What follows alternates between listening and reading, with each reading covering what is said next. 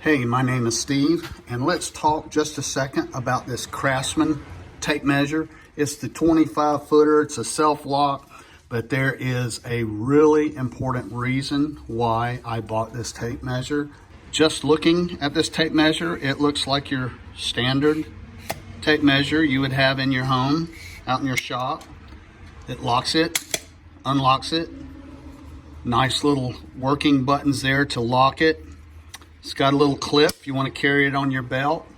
You know, just your basic tape measure. But there was one thing, and let me show you why I bought this.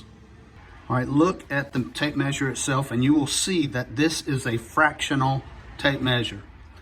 Look at the readings. Look at the marks. 1/8, 1/4, 3/8, 1/2, 5/8, 3/4, 7/8. You don't even have to think about it. It's right there in front of you. That is such a valuable tool to have in your shop when measuring. You do not have to think about it. A fractional tape measure. I absolutely love it. Hey, if you're looking at this product, I hope that you have found this video helpful, and I hope you grab you one of these tape measures.